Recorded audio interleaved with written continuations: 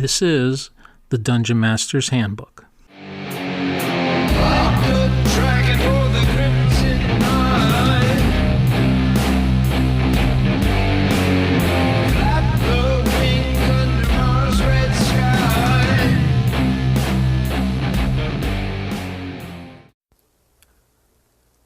Hello, this is another episode of the Dungeon Master's Handbook. I'm Michael, also known as Chicago Wiz. Thank you for listening. In this episode, I'm going to cover what's going on in my 3 Advanced Dungeons & Dragons campaigns. I fortunately had 3 games this week, so I've got a little bit to talk about. We're going to talk about how I handle overland adventures, outdoor adventures. We're going to talk a little bit about handling a race that is completely alien and thinks a lot differently from others, as well as touch on real quick about a really cool thing about AD&D First Edition combat. We're going to talk a little bit about what happens when thieves fail their pick lock checks. And that's about it. But before we begin, I'd like to take a moment to talk about something really personal to me.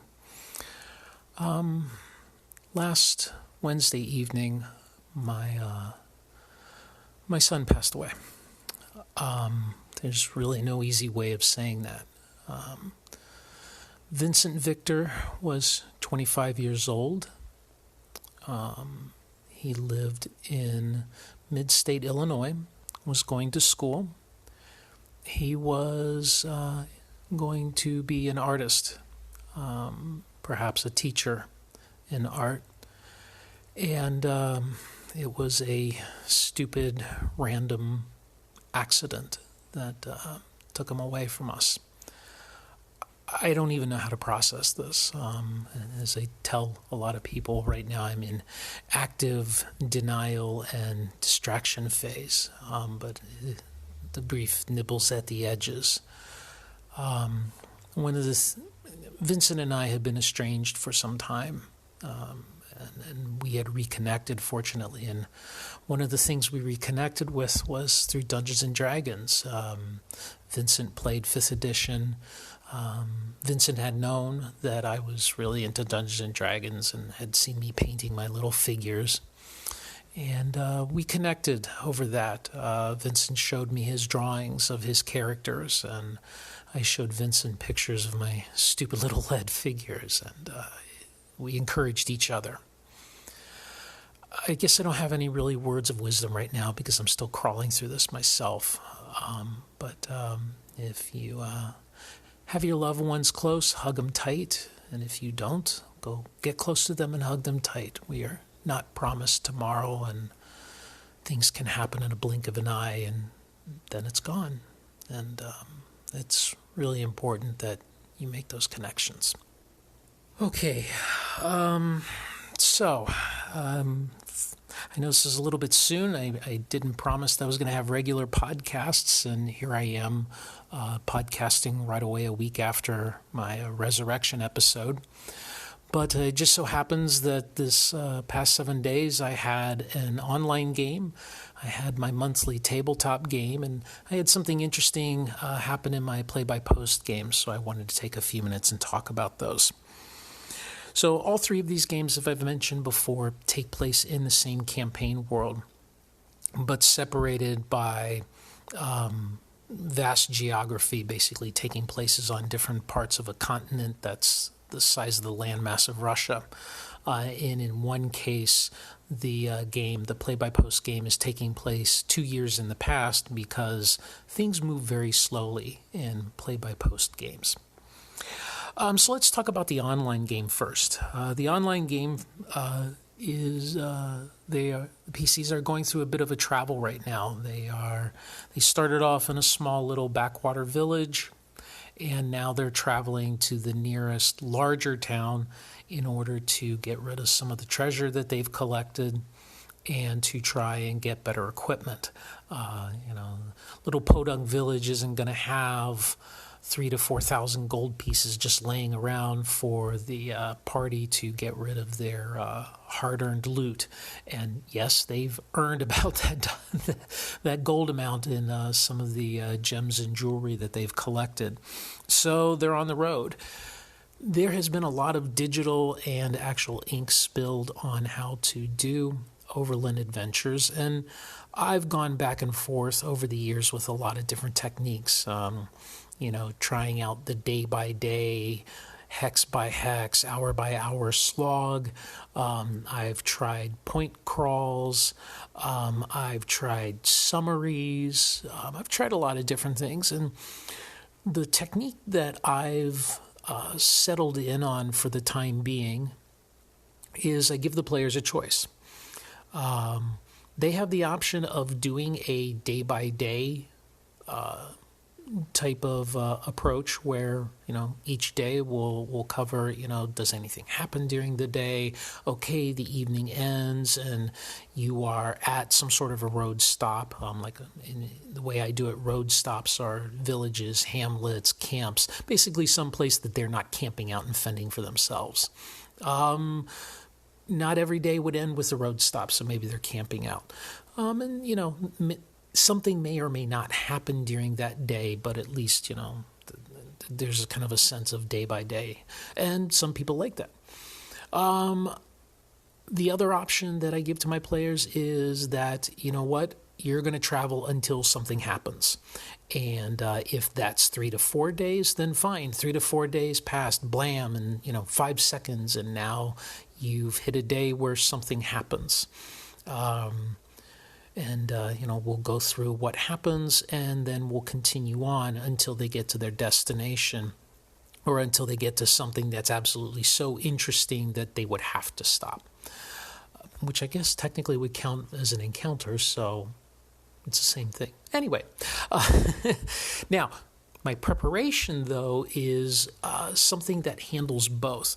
Basically, I figure out a corridor, if you will, of travel. And that is one of the nice things about my game is my players tend to stick to the mission. Now, of course, I have the whole area kind of roughed in, figure out roughly about maybe 6 to 10 hexes around the place that they currently are at. And then if they're going to travel, I'll figure out a rough corridor of about 3 to 4 hexes, in one direction and 3 or 4 hexes in another direction. Enough to give me enough leeway that should the players really go off the beaten path, I've got a good idea of what's what and what's where, and I don't have to try and roll everything up the table. I don't like rolling everything up at the table. I don't like slowing things down. Most of the time, players are cool with it, especially if they really go off the beaten path, and I'll warn them, I have nothing prepared here. You may have to sit for 5, 10, 15 minutes while I figure out what's going on. And when that has happened, my players have usually been, in fact, almost all the time, they've been very cool about it and understanding. Okay, so figure out the rough path. And what I will do is I will then draw the shortest line between, point A to point B. And given their rate, kind of estimated rate of travel, do I know if they have horses? Do I know they're going to be on, foot? I will figure out how long it's going to take them. And, so I'm kind of mapping out a day-by-day approach. And then for each day, do they have an encounter in the morning? Do they have an encounter at night? That's the way I do it. If they do, I will note the type of encounter based on where they're at when that encounter takes place. So if they're in a particular hex that already has like some sort of a major feature to it, then it's more than likely that that's where that encounter will take place. If not, if they don't encounter the major thing, or there is nothing major, then I'll see if there's any smaller bits in the campaign, or in the hex, mind you, and then I'll check to see if that's what they encounter. If not, then I'll go look at my random charts and see what happens there.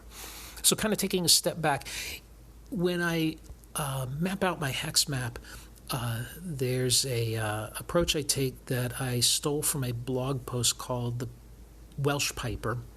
And in that approach, what they do is they figure out for each hex if there's a major feature, if there's X number of minor features, and then there's certain percentages on what do the players encounter as they go through that hex.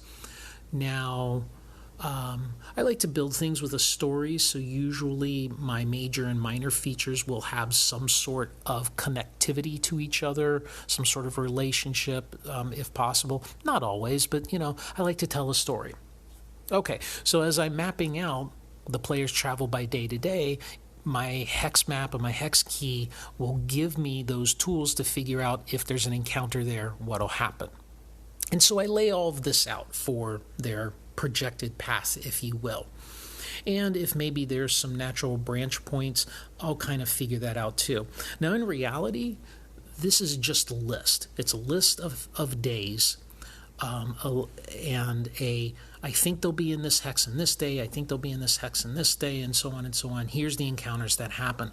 So that way, if the players decide, you know what, we want to do it day by day, and they're following, say, a road or a trail or something that's going to keep them on the path, I've got a pretty good idea of what's going to happen when, and I can kind of just, walk through. Okay, day 1, nothing happens. So day 2, something happens, and at the end of the day, you did find a town with an inn, so you don't have to sleep outside, and that sort of thing, and we just progress through that.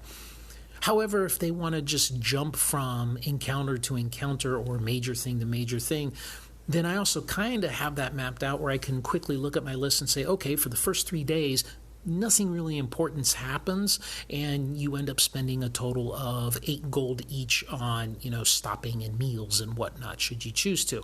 But on the 6th day, something happens, and we'll walk through it like that. So that's generally how I do it. The players in my online game, they ran into a couple of interesting things. One thing they ran into is a strange set of teleporting stones. They have no idea how these work or why these are just stuck out in the middle of the wilderness, but they are, and now they are very curious as to, on the return trip back home, should they stop and mess around with these stones. I guess we'll see what they find out. Okay, so next I had my tabletop game that we have approximately about once a month. It is in the same campaign world, and right now my players in my tabletop game are exploring a deep dungeon called Tulloch. The reason that they're in this dungeon is twofold. One, they are trying to recover a lost legendary sword that may help them defeat the Chaos Lords that are attempting to take over the world. Secondly, they're trying to free a number of humans who have been enslaved by the Bestials, who appear to be in league with these Chaos Lords and are helping promote, their cause, and by overtaking the civilized races and dominating the world in their own image. They've been at this for a number of sessions now, and they are deep in a demon fortress. And when we last left our tabletop players, they had just recovered a chaos relic, the Hammer of Rundez, which they are going to use to destroy the Gem of Zukuth. The Gem of Zukuth supposedly is keeping all of the demonic guardians of this fortress there. And if they believe that if they destroy the gem, the demons will go away. The greater demon guardian will tell them where the sword is in exchange for their freedom, and life will be good. Well, they're not so sure, though. They're not trusting these demons as far as they can throw them. They encountered something really strange right at the Demon Forge. There was an exit, and out of this exit was this fungal growth that was growing into the forge. Now, around the edges of this growth, it was blackened and dead. But as you progressed into the growth, this blackness and brownness, this decay, went away, and eventually it was very vibrant growth. For those of you that have played Half-Life, if you can imagine the growth that was on the Zen levels, that's kind of my inspiration for what I'm seeing, down to the little tubes that had the glowing ends that would retract as you get close to them. As a DM, I liberally steal from everywhere. So anyway, we picked up this game with them there at the edge of this fungal growth, and they were very curious because as they stepped into this growth, they didn't feel the oppressive chaos from the demon fortress anymore. They felt a different, more peaceful energy. So with, that temptation in mind, they explored. And they ran into a myconid race called the Ilum. Now, they encountered these Ilum. The first Ilum they encountered were in some sort of a circle, and the Ilum were quite clearly performing some sort of magic through this circle. There were 12 of them, and they had joined hands. And so the druid of the party gained entrance to participate in the circle and communicated with the Ilum. Now, the Ilum are not like anything that the players have encountered before. And that was my challenge as a DM. How do you play a race that is truly alien in thinking, as well as in alien thinking and in how they see the world, their world, how they interact with it? For the Ilum, growth is life. What do they care about? Well, their objective, if you will, is to grow. The Ilum are a type of a entity where the bigger they are, the more intelligent they are, the more capable they are. So their purpose is to grow so that they can grow in sentience and they can grow in their awareness. Now, ever since they come into existence, they have lived underground in this cavern. And they've recently being on the order of centuries, have started to creep out and grow into other areas. One of the areas being the demon fortress. Now, the chaos energy in the demon fortress kills the fungal growth, but not fast enough that the fungal growth can't continue to progress. So it's a very long battle of attrition, and given enough millennia, the Ilum would win. They would completely cover the whole area of the demon fortress, negating the energy of the demon fortress, and they would grow, and they would then grow in intelligence. But they don't see themselves as individuals. It is a collective we, because it is kind of one entity, if you will, with all of the separate Ilum being part of the greater whole. So my job as a DM was, as they were interacting with the Ilum, is to think like that, to think from that perspective. And it was really hard. One of the players made the comment that, well, this is kind of like talking to friendly Borg. And in some ways, that is kind of my inspiration.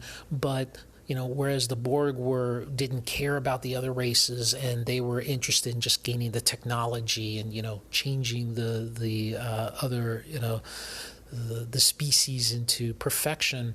The Ilum here, they aren't cruel. They aren't necessarily power hungry or thinking about perfection. They just want to grow. And they want to become smarter, and they want to become more aware. They really had never dealt with any other sentient beings that they could communicate with and interact with and learn from. So the PCs have caused quite a kind of crisis of self in the Ilum. That they are confronting another species that is apparently sentient, but are many and apparently individual. And they had no concept, and still really don't have a concept, of what individuality is. However, something very interesting. So the Ilum had progressed into a level where there are truly some alien creatures, And they were beaten back, so they decided not to go there. But what they didn't know was enough of them had survived that there was this little area of peace, if you will, in the middle of the alien level. Well, the PCs had ran into the alien level. And they described this to the Ilum, and the Ilum were shocked. How could we exist without being part of us? And so they probed the mind of the mage, saw that it was indeed true. Well, this really caused a crisis of faith. So the upshot is they have actually separated one of the Ilum that move around, like a bipedal mushroom man, a myconid, and have sent that with the players to understand better what being an individual is like.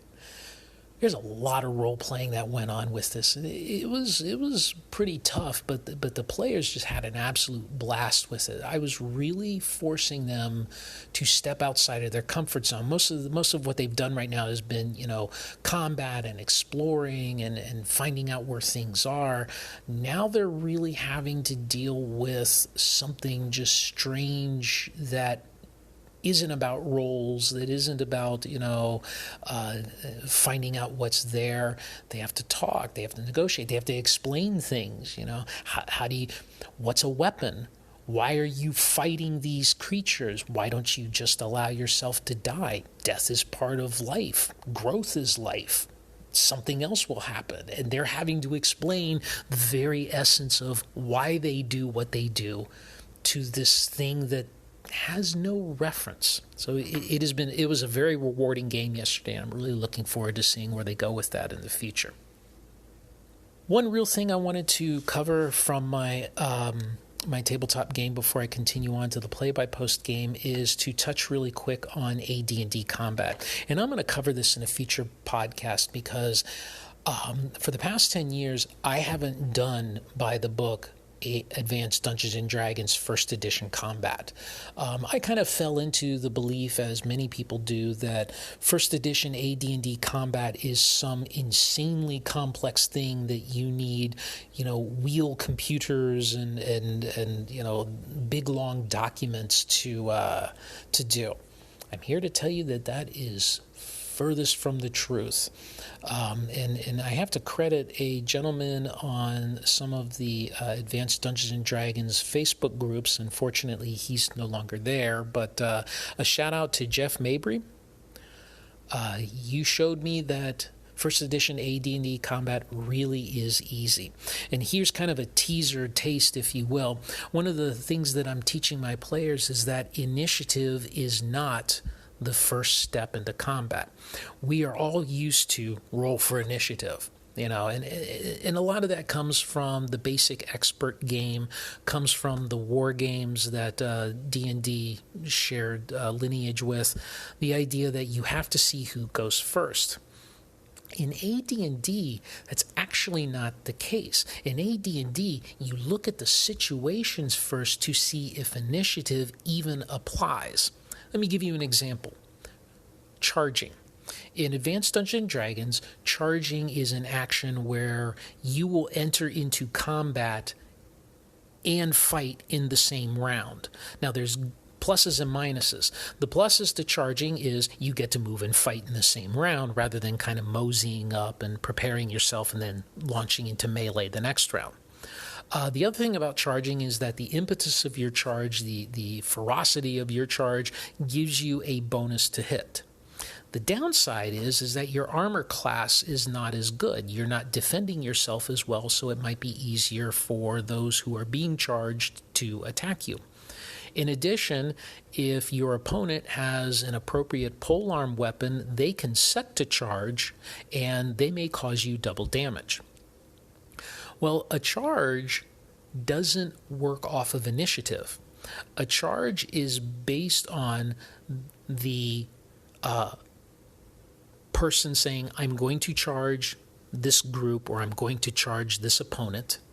The opponent deciding what are they going to do. Maybe they're going to charge back, maybe they're going to set to receive the charge, or maybe they're going to allow themselves to be charged.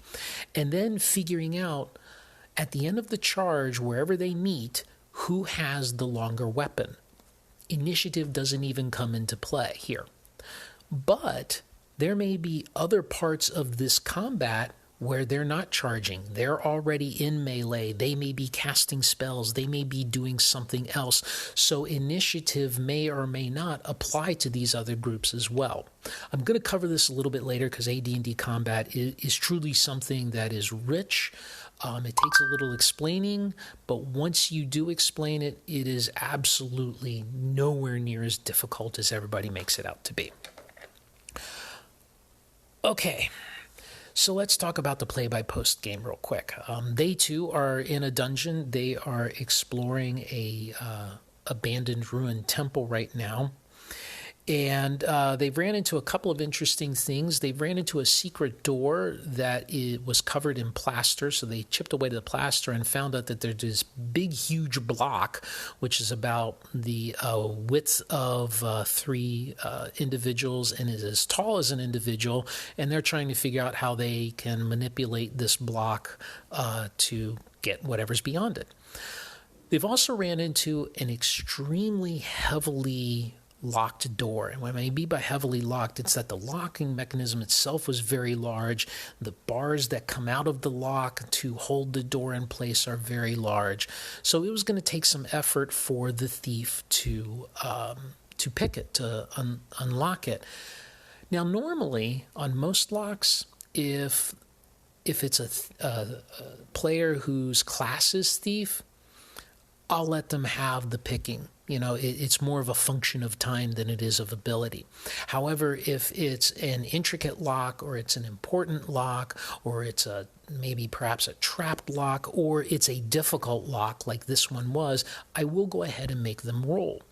The reason I make them roll is not only about failure, but something I'll add in is that if they fail really bad, then I start checking to see if their tools break. So to give you an example, let's say their picking lock is, say, 35%, and they roll a 93. That's a pretty bad failure. Anytime you're in the 90s, I'm thinking to myself, yeah, you really muffed this up. So then I roll on the item saving throw to see if a tool breaks. Usually I'll use the soft metal versus crushing blow saving throw for those of you that are looking at the Dungeon Master's Guide. If they fail, or if that item fails, then it breaks. Now, I don't penalize the thief because you know what? A thief is going to be smart. They're going to know how to use their tools, and they know how to substitute tools. So in this case, I'll say, okay, you know, you're not prevented from picking future locks, but now you're at a disadvantage, and I'm going to reduce the percentage maybe by 5% or 10%, what have you, depending on how many tools they've lost. And I'll make a note on their character that, you know, future chances they aren't going to do as well. That's the other thing about thief's abilities. They don't roll it. I do. Because failure is interesting. You know, a thief is going to be creeping around, and you know they're attempting to move silently and hide in shadows. And I roll it. Let's say they only miss it by 1% or 2.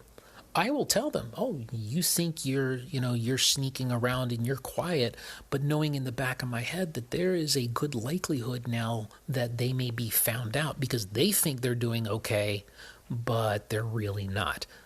I think that's interesting. Now, if they fail it really badly, they'll know. You know, if somebody's trying to, you know, hide in shadows and they realize that their leg is sticking out into the broad daylight, I'm going to let them know.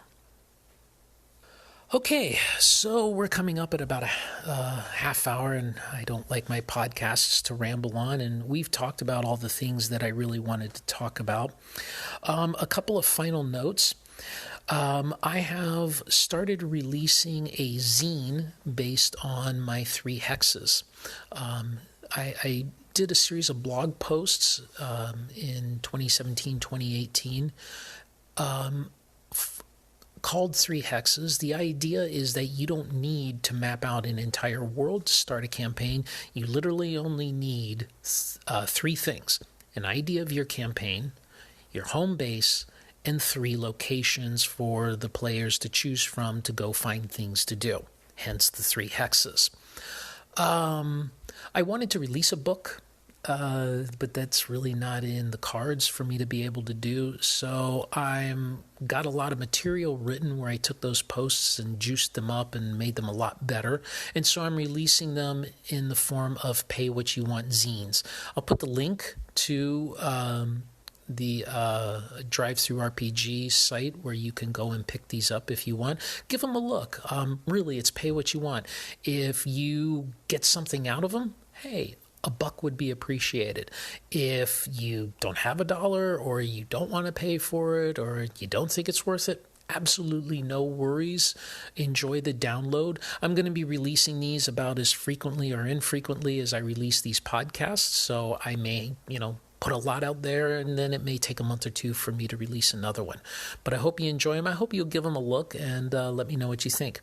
The other thing is if you are on the anchor.fm site hearing this podcast, or if you can go take a look at the description, click the link to ask me questions. One of the neat things about Anchor is that you, the listener, can actually call in, if you will. I think it's kind of cool. You can call in with your computer or phone and ask questions, make comments. Let me know what you think about the podcast. Let me know what you think about the content. Ask me questions if you've got a question on maybe AD&D combat or how I handled the strange Ilum. I'd love to hear from you. Okay, that's it. Really appreciate it. And once again, like I said at the beginning of the episode, please hug your loved ones tight. That's it for now. Game on.